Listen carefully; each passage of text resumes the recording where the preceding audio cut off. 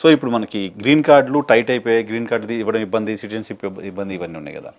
ఇకపైన ఇప్పుడు coming 4 years మనకి ట్రంప్ టెన్యూర్లో విజిటింగ్ వీసా పైన వెళ్ళే వాళ్ళకి, జాబ్ వీసాల పైన వెళ్ళే వాళ్ళకి, H1Bలు ఇవన్నీ కూడా ఇబ్బంది కదా. విజిటింగ్ వీసా ఇబ్బంది ఉండకపోదా? ఉండకూడదు, ఎందుకంటే అది వాళ్ళకు జాబ్ చేయడానికి కాదు కదా. ఇంకోటి ఏంటంటే ఇప్పుడు 2023-24లో 90,000 ఇల్లీగల్ ఇండియన్స్ పట్టుకున్నారు. 3-4 years అంటే పట్టుకున్నారు. మెక్సికో నుంచి ఇల్లీగల్గా క్రాస్ అయ్యి 90,000 మెంబర్స్ పట్టుకున్నారు. Oh my God.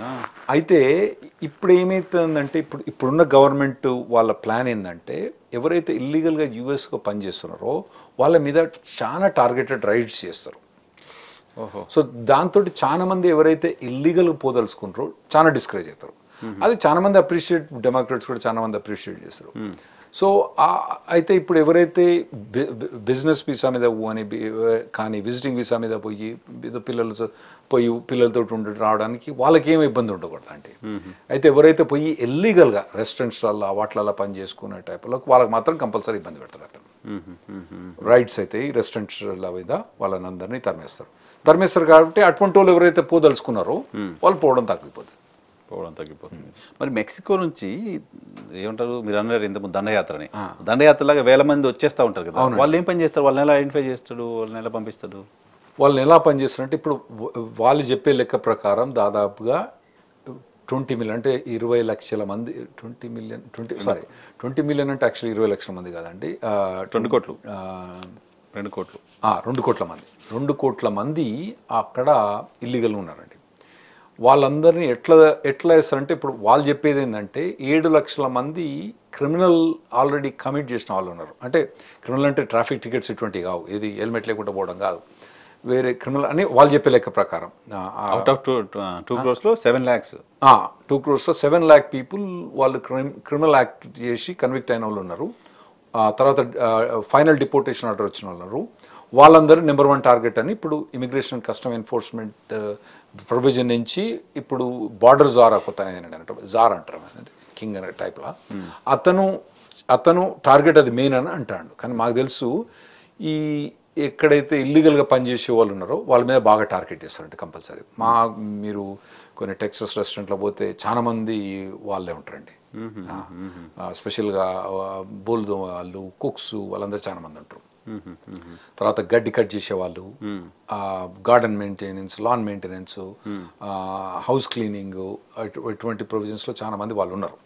వాళ్ళందరినీ తీసేస్తా అని అతను అంటుండు. మరి వాళ్ళు తీసేయడా ఒకటేసారి 2 కోట్ల మందిని, తర్వాత ఈ లో లెవెల్ జాబ్ చేస్తే మన గడ్డ ఎవరు కట్ చేయాలి, ఇవన్నీ వాష్ చేయాలన్నది మరి అది చూడాలి. అది ఎట్లా మా దగ్గర జనరల్గా ల్యాండ్స్ ఇల్లీగల్ ఏమంటారు ఇర్రెగ్యులారిటీస్ ఉంటే బీఆర్ఎస్ LRS అని పెట్టి అన్ని ఒకసారి రెగ్యులైజ్ చేసేస్తాం. అట్లా ఏమన్నా వీళ్ళందరికీ ఒకసారి రెగ్యులైజ్ చేసేసే అసలే లేదు, ఇంపాసిబుల్. 2 కోట్ల మంది అంటే మామూలు విషయం. 2 కోట్ల మంది అంటే అటువంటి చాలా ప్రొవిజన్స్ బిల్ క్లింటన్ ట్రై చేసిండండి, ఆ తర్వాత బుష్ ట్రై చేసిండు, ఆ తర్వాత ఒబామా ట్రై చేసిండు. ఏవి కూడా బిల్స్ పాస్ కాలే. ఆ పార్లమెంట్లో వాళ్ళకు రాజ్యసభలో 60 votes లేకుండేది వీటికి. ఆ తర్వాత ట్రంప్ అసలు ట్రై కూడా చేయాలి, బైడెన్ కూడా ట్రై చేయాలి. బైడెన్ ఎందుకు ట్రై చేయాలంటే ఎట్లా కలవడం తెలుసు, మనకి ఇంట్రెస్ట్ ఉండే ట్రై చేయాలి. ఈ అపోజిషన్ ట్రంప్ తోటి ఉండే కాబట్టి. సో ట్రంప్ వచ్చిన కాంచి ఇది లేదు. ఇప్పుడు ఈ ట్రంప్ వాళ్ళందరికీ క్షమాభిచ్చబెట్టి తర్వాత ఏమైనా ప్రొవిజన్ చేస్తారంటే నాకైతే అసలు నమ్మకం లేదు. అటువంటిది ఒకసారి అయింది 1985-86లా రొనాల్డ్ రీగన్ ప్రెసిడెంట్ ఉన్నప్పుడు అయింది. ఆ తర్వాత అటువంటి ఏమి కాలేదు ఆ తర్వాత. సో ఇప్పుడు దాదాపు 2 కోట్ల మందిని ఇతను డిపోర్ట్ చేస్తాడని వాళ్ళు 2 కోట్ల మందిని కంకణ కట్టుకొస్తున్నారు. వాళ్ళన్ని mechanism military, they are deploying military.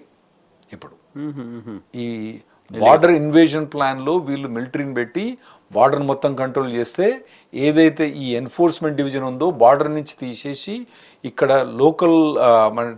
Local కమ్యూనిటీస్లో ride చేసి వాళ్ళని తీసి బయట వేస్తామని వాళ్ళు ప్రయత్నం చేస్తున్నారు. ఎవరు అవునన్నా కాదన్నా తెలుగు వాళ్ళు చాలామంది 2 జాబులు 3 జాబులు చేస్తున్న వాళ్ళు ఉన్నారు అక్కడ. అవునండి, అది ఏదో రకంగా ఎక్కడో లూపో ఏదో సంథింగ్ పెట్టుకొని చేస్తున్నారు. ఇప్పటికి చేస్తున్న వాళ్ళు చాలామంది ఉన్నారు. రైట్. సో వాళ్ళు ఇప్పుడు ప్రమాదంలో ఉన్నట్టే వాళ్ళు జాగ్రత్తగా అసలు లేదు, కంప్లీట్ లీగల్ అండి. మా ఆవిడకు ఒకసారి she was working with 8 companies at one time. Nothing wrong. అంటే మీరు ఏ ఇండస్ట్రీలో నాకు తెలియదు, హెల్త్ కేర్ ఇండస్ట్రీలు చూడండి. హెల్త్ కేర్ కదా సాఫ్ట్వేర్ చెప్తానండి హెల్త్ కేర్ ఇండస్ట్రీలో ఎన్ని జాబులు చేస్తారు వాళ్ళు? 5-6 జాబులు చేస్తారు. అవునా? దాన్ని మూన్ లైటింగ్ అంటారు. ఈడో జాబ్ ఉంటుంది, ఆడో జాబ్ ఉంటుంది, ఆడో జాబ్ ఉంటుంది. పర్ఫెక్ట్లీ లీగల్ వాళ్ళకు. ఇప్పుడు ఇంకోటి ఏంటంటే 2 తీర్లు ఉంటాయండి అలా. ఒకటేమో కంపెనీ ఏకి జాబ్ చేసుకుంటా కంపెనీ బికి జాబ్ చేయడం. కంపెనీ ఏకు అంటే ఇమిగ్రెంట్ వీసా మీద, ఇది నాన్ ఇమిగ్రెంట్ వీసా, అది completely allowed. H1B visa company A తోటి పని చేసుకుంటా కంపెనీ బి కాంకరెంట్లీ ఫైల్డ్ H1B చేయొచ్చు. నేను ఒకతనికి 6th జాబ్కి H1B ఫైల్ చేసిన డెంటిస్ట్కి. అది పర్ఫెక్ట్లీ అలౌడ్. ఇంకోటి ఏంటంటే ఒకటే కంపెనీ ఏకే పని చేసుకుంటా 2 క్లయింట్లు ఉండడం, అంటే యాపిల్ తర్వాత పెప్సీ, ఈ 2 కూడా క్లయింట్లు ఉండడం పర్ఫెక్ట్లీ లీగలే. Nothing wrong with it. So company ఏకి పని చేసుకుంటూ ఏకి తెలియకుండా కంపెనీ ఏకి తెలియకుండా కంపెనీ బికి పని చేసుకోవచ్చు. మీకు రెస్పాన్సిబిలిటీ ఏం లేదు. అదే కాంట్రాక్చువల్ అబ్లిగేషన్ ఉంటే that's up to the company to implement. Illegal మాత్రం కాదు.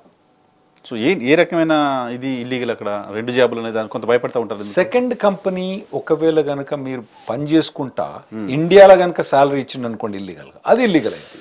ఓకే, అంతే తప్పితే కాంకరెంట్లీ ఫైల్డ్ H1B అయితే తప్పే లేదు. అదే ఒకటే కంపెనీ 2 క్లయింట్స్ కనుక ప్రొవైడ్ చేసిందంటే కంప్లీట్లీ ఇల్లీగల్ అది. దానికి అసలు ఏం అమెండ్మెంట్ ఏం ఫైల్ చేయాల్సిన కూడా అవసరం లేదు. ఒక్కటేందంటే US rewards the people who works very hard. Nothing wrong in working for 2 companies. Nothing illegal in working for 2 companies. Pay taxes. Tax కూడా వస్తుంది కదా అంతే కదా. ట్యాక్స్ వస్తుంది. మీకు ఒక కంపెనీ పని చేస్తే ₹1,00,00,000 వస్తారు, 2 కంపెనీలు మీద 2 కోట్లు పని చేస్తారు. 2 కోట్లు వస్తే మాకు ఎక్కువ ట్యాక్స్ వస్తాయి కదా. అవును, ₹1,00,00,000 ట్యాక్స్ బదులు 2 కోట్ల ట్యాక్స్ వస్తుంది. ఓకే. సో ఇప్పుడు ఈ ట్రంప్ వచ్చిన తర్వాత అమెరికాలో కొత్తగా జాబ్ కోసం వెళ్ళాలనుకున్న వాళ్ళకు కొత్తగా మీరు చెప్పే ఏమైనా గైడెన్స్ ఏమైనా ఒక మాట చెప్పాలంటే చెప్తారు ఎలా ఉండాలి? ఒకటేందంటే వీళ్ళు ఒక్కసారి US పోయిన తర్వాత వీళ్ళకు ఆల్రెడీ వీసా స్టాంపింగ్ ఉంటుంది. ఆ వీసా స్టాంపింగ్ ఎక్స్పైర్ అయిన తర్వాత మీరు కనుక ట్రంప్ ప్రభుత్వం టైంలో మళ్ళీ వెనకకు వచ్చి ఇక్కడ స్టాంపింగ్ కనుక చేయదలుచుకుంటే ట్రావెల్ చేయకండి. అది నెంబర్ 1 అండి. ఎందుకంటే ఇక్కడికి వచ్చిన తర్వాత వాడు వీసా కాడ ఆడ ఆప్పడేస్తాడు.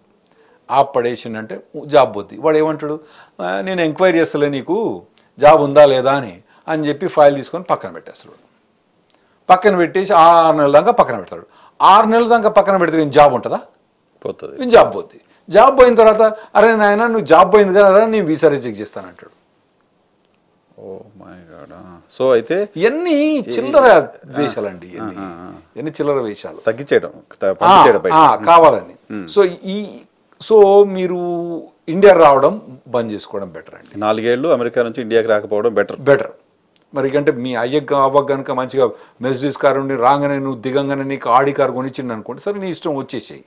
కానీ మిడిల్ క్లాస్ ఫ్యామిలీస్ ఎక్కడో మీ డాడీ స్కూల్ టీచరు ఎక్కడో ఖమ్మంలో వరంగల్లో స్కూల్ టీచర్ పనిచేసి కష్టపడి నేను అక్కడ పంపితే నువ్వు ఇప్పుడు వస్తా అంటే ఎట్లా ఇప్పుడు? ఓకే.